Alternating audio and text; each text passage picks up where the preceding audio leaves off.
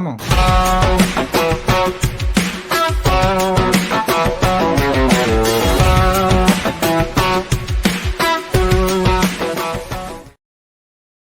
And we're back with another episode of the Patriots Only Please podcast. Hey, we're hitting a milestone today. This is episode number 30. So not many podcasts make it this far, folks. So I mean, I'm just saying we're kind of we're chugging along here. And not only are we recording this for future posterity, but we are also streaming this live on YouTube, X, and Rumble. And of course, you know, as always, we humbly ask you to follow us and check us out at patriotsonlyplease.com, where you can get our mailing list and stay informed of any, you know, future activities or any other fun business that we have going on. And if you're not into visiting websites, then you can also like, follow, and subscribe to us at your see, I'm getting ahead of myself. At your favorite social media network of choice. And as always, I am Jeff C., and I'll allow you to introduce yourself, of course. Mr. Soli. Yes, I love it with the little inflection up there. Yeah, man. So we're continuing the conversation. As you know, there's news every day. You brought up a really good talking point the other day when we spoke just about the overall subject of today's episode, which is just Trump is just not only battling the left, but he's battling, you know, the deep state and just you said political corruption in general. So I'm going to give you the floor. You know, tell us all about your take on this particular issue. Trump is the first presidential whistleblower.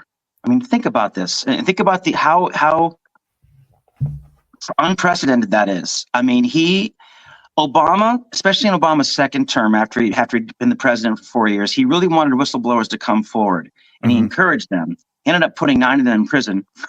The Manning character that was the one that he ended up pardoning at the end of his second term, but he didn't keep his promise. Obama pretty much offered that carrot and then threw people in prison for whistleblowing. Trump's beyond that. He's the president. He can't be thrown in prison. His whole goal is to expose corruption wherever it might live. And that is probably the most terrifying thing to entrenched bureaucrats, the deep state, rhinos, left, whatever you want to call them. Because don't forget, this also includes defense contractors. I mean, anyone that's in on it and that's bilking the government, taking taxpayers' money and exploiting it needs to go. And I mean, he's dedicated a presidential commission headed by Elon Musk and Vivek Ramaswamy, 2 very savvy business people, to look into this with the kind of magnifying glass that doesn't normally exist in DC. Like, really get rid of stuff. Like, let's close these folks down. Let's reallocate these resources. They're even talking about moving buildings out of DC so they're not able to collude so easily. Like, they're talking about major political upheaval changes because Trump realizes 4 years ago, his first term, 4 years in between, watching the Biden-Harris machine do what it did, it's still doing it, the complete corruption of that administration. I mean, that's what DC is. And he's coming back. He's got a mandate from the American people to put an end to it. We talked about this before. You know, a lot of Democrats, even Bernie Sanders, when he had his run a while back and garnered a lot of momentum among a lot of young voters about corporate greed and corporate corruption, but never put his finger on the political corruption, because corporate greed is it's capitalism. We're supposed to make money, right? But corporate greed can't exist without political persuasion. I mean, politicians, the government regulates these companies. You know, they can only get away with what DC lets them get away with. And we know for a fact that a lot of the actual laws that are written by the companies. Pharmaceutical companies write drug laws. Yeah, lobbyists. Yeah. Lobbyists write half of the bills. They just hand them, they go, here, put this on the floor tomorrow. And I go, okay. That is corruption. You know, I mean, they're talking about term limits. They're talking about Congress people can't buy stocks when they're, you know, as IPOs, because they know they're the ones that are approving them. You know, all kinds of changes that just make common sense to regular people. But in DC, it's like, who's saying? The president is saying this? The administration itself is putting the smackdown on what we've all been doing forever. You know, like, not supposed to do that, man. Not going to war, not making all that extra funneled back money, So again, we want Trump to get there safely. We want him to get inaugurated. We want him to start the gig. He's got to live that long. Yes. But if he's able to pull this off, this will be, I think, the biggest revolution in our country's history from the inside out. Yeah. Yeah, I couldn't agree more. This goes beyond just regular reforms. I think that this goes to just completely revamping and rethinking the way Washington and government works, and hopefully, obviously at the federal level, hopefully that'll trickle down into, local, state and local governments as well. And, just setting a precedent. And it's funny, we were talking before we went live about Steve Bannon. He said recently, because Megyn Kelly had asked him, how long do you really think that they have?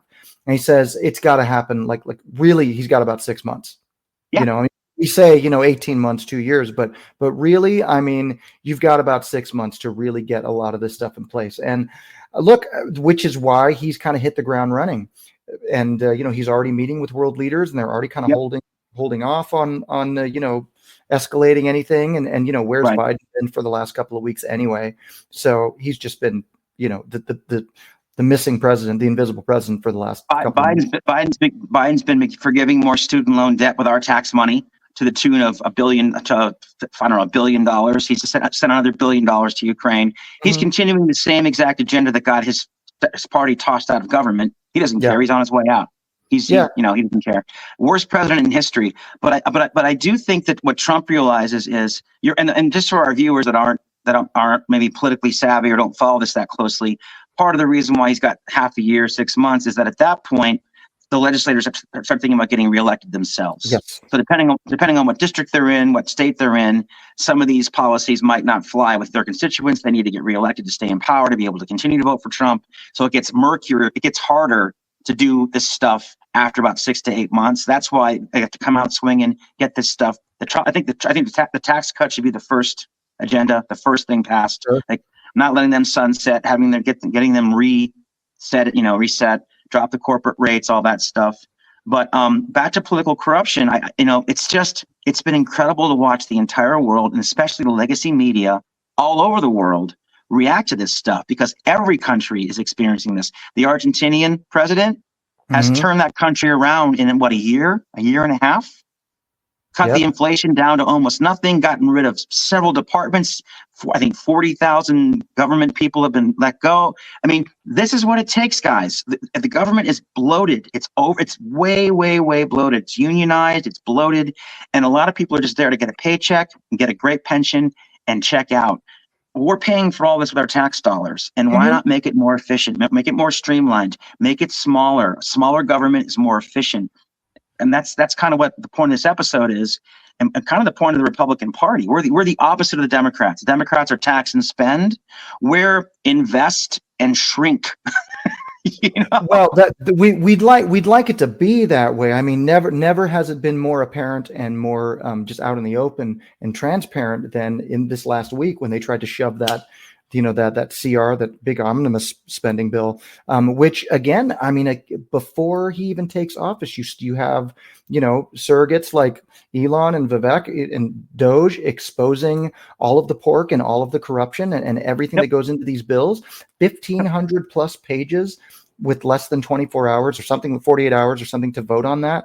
And it was all exposed and turned on its head within 24 hours, and they had a different bill that then they had to renegotiate. But I think as of now, it's passed the House and the Senate on like the third attempt. But it's a much smaller bill, and that just goes to prove. It's not that Elon is the president or the de facto president. I know that the media is trying to make that spin. It's just, look, Elon has the platform and says, here it is, folks. We'll run this through our AI robots and let them read the 1,500 page document and distill this all down. And here's what it is. Public, what do you think about this? Right. It has nothing to do with Elon. It's the public making the decision about this.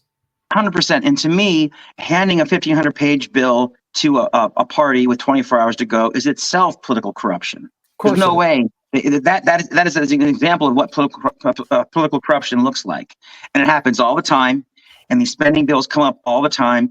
Once the Republicans take over, I'm looking forward to having an end to that for at least 2 years of that kind of nonsense, that constant pressure. And, and if I do think the American public, with the tax cuts first and getting DOGE to start cutting out these wasteful spending government programs, we're going to see things turn around pretty quickly. The energy costs are going to come down. Energy is everything. Energy costs come down. Everyone has more money in their pockets. The mortgage rate, if you looked recently, is back down to 4.5%. Powell cut the rates. That's great for potential homeowners and for all kinds of interest rates that are based off the 10-year Treasury. So, I mean, they're doing things incrementally. I can't say that word. Incrementally. That's the word.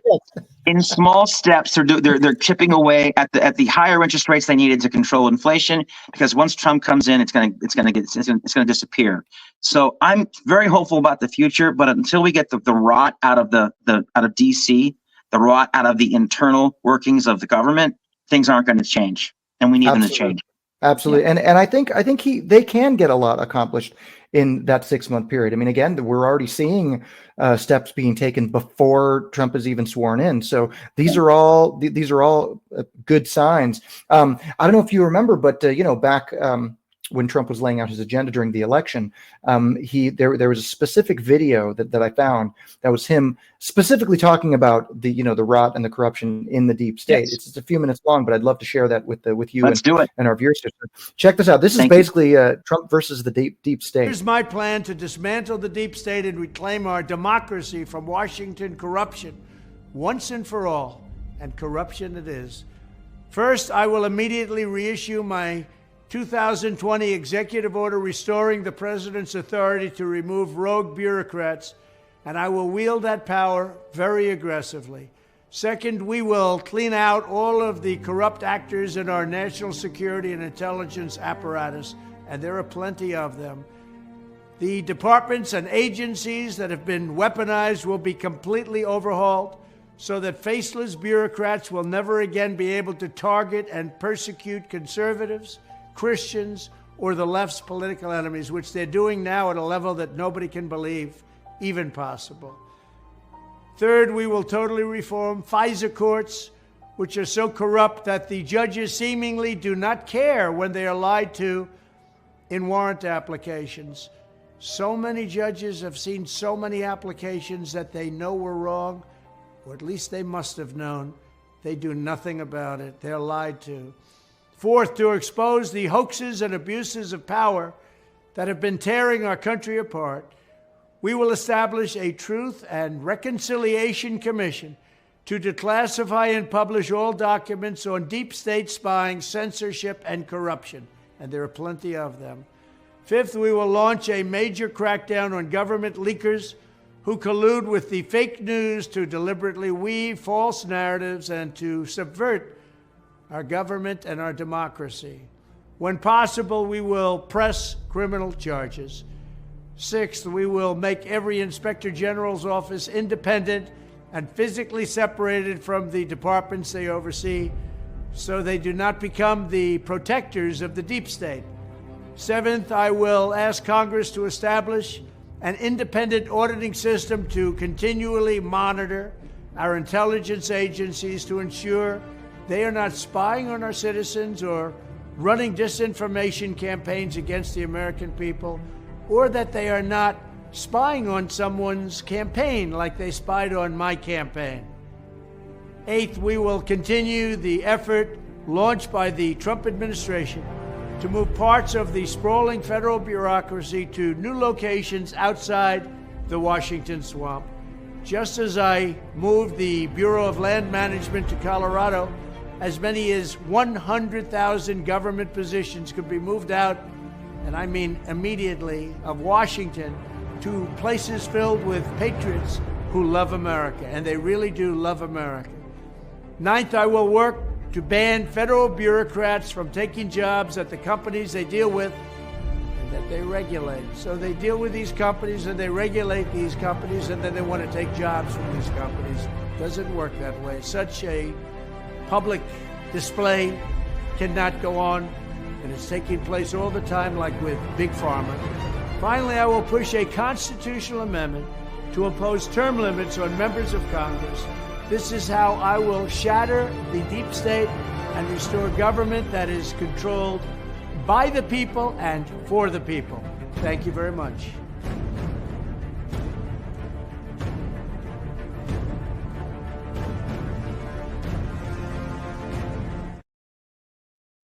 And there you go. There you go. I mean, that's, he just lays it all out right there. And for, like you said, he's the first president whistleblower. Nobody else says that stuff. Nobody else has laid that out for the public and said, this is the bullshit that's been going on for the last 250 years, you know, or certainly not, the last 100 years. And not to mention his anti-war stance. I mean, he's not an isolationist. He believes in America first, and America first has allies around the world that need protection. But needless wars, no more. I mean Tucker Carlson says Tucker Carlson is a pretty smart guy. He thinks that in the 2015, before he became president in 2016, in that cycle, when he was during that primary, when there were 25 people on stage, it got down, you know, when he started talking about our invading Iraq being a mistake, I mean, that no one could believe it. Like no one ever talks like that. No one ever says America made a huge mistake. We lost trillions, didn't get the oil. People are still handicapped, dead, decimated today for what? I mean, that's the way most Americans think, but they don't have any power. He is the president, or was the president. He'll be the president again. So to have someone that really puts America first in that way worldwide, it's going to be such a friggin' blessing for the world. Oh yeah, but I don't envy anyone that goes up against him. It's like I don't envy Iran. I don't envy Hamas. I don't envy Ukraine. I don't envy Russia, because he's going to come after all of them and get this stuff to stop. Sure, and he's already kind of keeping him in check before he takes office anyway. So yeah, and I think you make a good point, because a lot of times when people talk about this kind of America First agenda, they think, oh, this is just an isolationist policy, and it's not that at all. I mean, it's peace through strength. You said this earlier. He's kind of our modern day Reagan. You know, there's a lot of parallels. I just watched the film with the Dennis Quaid movie. I just kind of said, and it's interesting to look back at history through the lens of current events and go, there's a lot of similarities. If you haven't seen that, anybody who hasn't seen that, it's certainly an interesting watch, because there's a lot of parallels that what was going on with him, even leading up to his election, that mirror, you know, Trump experience. So anyway, I remember that. So me too. And one of the first things that Reagan did upon inauguration was get the hostages back. I think that maybe that day or that week. Yeah, I'm pretty sure. I'm pretty sure Trump will do the same thing with all the people still being held hostage by Hamas in Israel and, you know, in the Gaza Strip. I think that'll be one of his first agendas, because we're talking about over a year of living like animals just because they happen to be in the wrong place at the wrong time, and that's got to stop. And the Biden administration has done nothing to help. Sure. If they have, I'm not aware of it. I don't know everything, but the fact that we are not getting updates on their conditions, remember back in the day when we had those hostages in Iran, we knew like week by week what was happening, what was going on. They kept us up to date. That's not even news anymore. I mean, some people have been there since October 7th of last year, been living in cages. Yeah, absolutely. And to say nothing of the January 6th. Yes. In those modern day gulags, I mean, it all comes to an end, you know. Well, sorry. And by the way, you mentioned before about Biden being invisible, not doing anything. What he's been doing is he's been paying off student loans with our tax money. He's been accelerating the war in Ukraine with huge amounts of cash, huge injections of cash of our tax dollars, and he's heading toward 10,000 pardons. The most of the second of all time was Obama, who did about 1,900, and then after that, it's in the single hundreds. Biden's heading toward 10,000 pardons. This guy is the king of corruption, guys. You can't. I mean, think about what he's doing. He's saying, "I'm almost out. My kids are young. Take care of that." You know what I mean? He's doing the whole I'm giving you. You know what I mean? 10,000 pardons. He pardoned his son unconditionally for 10 years. Like, it's screaming. It screams corruption. It screams crime family. We know it now. He's not even hiding it. It's out in the open. Like, yeah, well, what are you going to do? I'm the president, and I'm too old to go to court. I'm too feeble-minded to go to court. So it's like, Exactly, yeah, because they've already deemed him too feeble and to stand trial or be held Yeah, accountable for his own corruption. So, right. which was interesting. He's too feeble to be held accountable, but he's was okay to be the president, at Yes, least yes, until they decided he was a liability, a political yeah. liability. But still has the power of the office, though. He's able to wield it with wars and with money and with pardons. I mean, I think the Democrats are going to pay a huge price for this in the future. Whenever we have one of our people running the country that seems to be old, we'll say we're Joe Bidening. We're going to do the Joe Biden thing. We're keeping him where he is. Sure. Good luck. Good luck. You did it. You did it. You did it for your. We'll do it for our guy or girl. Yeah, well, and the problem is that it sets a dangerous precedent going forward for Exactly. any party, for any side, for any president. It just establishes this. Okay, well, if he's not towing the line, then we'll do this. If the president actually is, in the mental and physical state that Biden was. If they try to do that with Trump, which I'm sure they're going to try all kinds of things during his administration, first of all, we'll see what happens January 6th when they have to certify the election, and then of course, January 20th when he gets sworn in. So right. there's plenty of I mean, today's the 21st of December when we're shooting this, so we still have a month left before he gets sworn in, so anything can happen.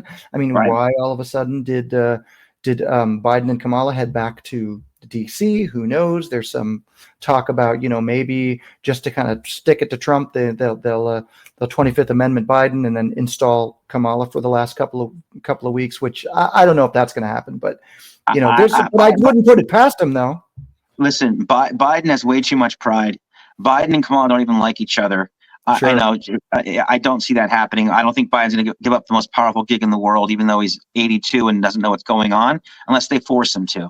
But if he's allowed to make any decisions, he'll hang in there till the inauguration and then bow out gracefully.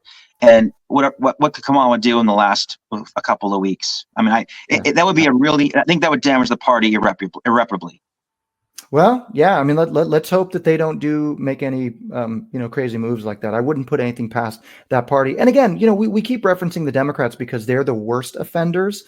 But look, there are plenty of rhinos. There's plenty of people. Yep. That's why, I had this conversation with a friend of mine at a holiday party a few days ago. And I was trying to explain to them because they were on the left. And I said, look, this isn't necessarily about, you're still thinking of it as, Republican versus Democrat, because that's what the legacy media that you bow to keeps feeding you. It's so far above that now. It literally is the people versus the deep state. And that's why I think that, who knows, maybe after Trump's run, maybe those kind of labels go away. Maybe the Republican Party and the Democrats, the Democrats will stay the same, but maybe, there is another party that evolves, maybe a resurgence of the long dormant America First Party, a rebranding to something like that, because I think this is bigger than that. The coalition that he's built, and I know we tend to say the same things on every episode, but it's because it's true. It bears repeating. The coalition that he's built is made up with people from all political stripes, from all sides, even the supporters. I mean, we saw more minorities, more, just every walk of life that would attend these Trump rallies, and the base that he has. He's expanded the base like no other candidate. I mean, maybe since Reagan, but even back then it was still very much Democrat versus Republican. The whole game has changed, and I can't wait to see what happens with this administration. He's got way more people on his side. In 2015, 2016, he was, who's this guy? He's a television star. He's a real estate developer. He was the host of The Apprentice. Everything is different now. In my opinion, he's a force of nature. He's a modern folk hero, and that engenders a movement, not just the leader of a party. I completely agree. It's the America First movement, and again, making political corruption the focus going into this this landslide victory is just such a novel move. I mean, I've never in my lifetime seen anyone. I mean, he's again just the way we started the episode. He's the first presidential whistleblower on the government itself, and it's rocking all governments to their foundations around the world, because they realize citizens are no longer, they know what's going on. They understand that corruption is real, and the corruption is what allowing the governments to waste so much of their tax dollars.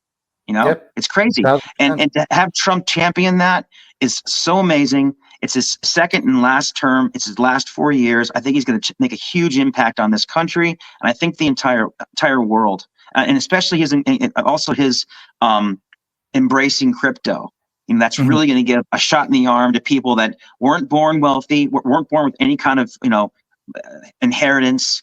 I mean, it's a great way for people to get back in the market and back into crypto with the government's okay, go for it. You know what I mean? We need that. We need some other. We've been talking. I remember for a few years back, they were talking about guaranteed monthly income or guaranteed whatever that's called, guaranteed. Oh yeah, I don't remember the universal basic income. Yeah, exactly. Well, you would need that if crypto became mainstream. Yeah. Well, I mean, hey, our crypto portfolios are they're doing great. Well. They're doing great. And we're not here to offer anybody any advice on investing. That's not what our goal is. We're just saying, as an alternative asset, it's a pretty good way to go. And having the new administration embrace that asset is going to be a great thing for people that weren't born wealthy, that work hard, that need some extra money. You've got a side hustle, you got your main job, you got some crypto, and you're invested in the stock market. Your future's going to look pretty bright. Yeah, people will be far better off. Again, it comes back to are you better off now than you were 4 years ago? And I think 4 years from now, I think people are going to look back and say, wow, yeah, I'm pretty much better off. And then whoever gets to carry that torch into the next election, whether that be in the Republican Party or whatever becomes of the Republican Party, if it evolves into this America First party or coalition, I think that, again, Trump is setting a great precedent where our current commander-in-chief was not so much, but we can only see what the future holds. I mean, he's hitting the ground running. He's making all the right moves before he even takes office. And so I as usual, I mean, the future is definitely looking bright as far as I'm concerned, as long as we can get his appointees, confirmed and in place. Yes. I think Trump being the first president whistleblower, him focusing on political corruption, I think that will really change American lives and the entire world. And I'm so proud of him for having the guts to do this, because he didn't have to. He could have a different platform if he wanted to, just focus on energy independence and peace through strength and closing the borders. But he's taking that extra step to heal us from the inside out. And I think it's long overdue. It's so welcome. The American people voted overwhelmingly for it. So let's do this, man. Let's get started. Yeah, and anybody who's going to say, "Oh, Trump is only doing this for his ego or for money," it's like, what possible financial gain can he get out of this? I mean, they ruined him. It would have been much easier, or they took him to the brink of ruin. It would have been way easier for him to just go, "Okay, look, I'll back out." I guarantee you, the deep state was like, "Listen, all you got to do is just back away. On the lawsuits go away. All of this goes away. You can live out the rest of your days, in Mar-a-Lago with Melania and Barron and do whatever, and your legacy will be secure, whatever. And we'll even say some nice things about you and give you a nice presidential library. Just go away." And he kept fighting. So, and just in case anyone listening isn't aware of this, and Trump did this in his first administration, he's already confirmed with the media publicly he'll be doing this in his second administration. He will not take a paycheck. Yeah. Donald Trump will not make one penny from being the president of the United States. He's going to donate every one of his paychecks, monthly, quarterly, however he gets paid, to a different charity of his choice, a different America First charity of his choice. That alone should be bigger news than it is, because that's also groundbreaking. I don't care that he's already wealthy. There are a lot of people who've been president before who haven't done that, who've been wealthy. But what an incredible symbol. What an incredible symbol. Like, I'm here serving you. I don't need this money, but these folks do. These veterans do. So good for him. I'm so glad that he won, and I'm super excited to see the political corruption in D.C. get broken apart and erased as quickly as possible. Yeah, absolutely. There's one other video that I found. It's a short one. It's about a minute long of Trump speaking with Tucker Carlson, actually, that I think this kind of illustrates a lot of this nicely, or it kind of goes over, again, the corruption in D.C. Check this out. They found out that much of it wasn't true, and they were very embarrassed. So the Unselect Committee. I call it the Unselect Committee, which I always thought was a great name because it was a select. I call it the Unselect Committee of Political Thugs. What happened is, think of it, end of the story. They deleted and destroyed all evidence, all documents. There's nothing. And the reason they did it is because they were guilty as hell. It's the greatest cover-up, and the fake news back there will not cover it. They've never even, I think, done a story. In other words, when you go into court, we want that information. There is no information. It's been destroyed. Everything's been destroyed. We have a very crooked government. Remember that. And we're going to straighten it out, and we're going to make it an honest government. Yep, and there you go. I mean, nothing like giving our new president the last word. So there you go. I think his mission is clear, and I think it can only benefit the people. So amen. The future's looking great. Keep on trumping. All right, brother. So with that said, we are once again. I am Jeff C. Mr. Soli, happy holidays 2024 to all you out there. That's right. We're a few days away from Christmas, so Merry Christmas. Yep. Merry Christmas. We can say that yes, again Merry now. Christmas. And so we will see you guys on the next one. So until then, stay strong, keep trumping, and bye for now.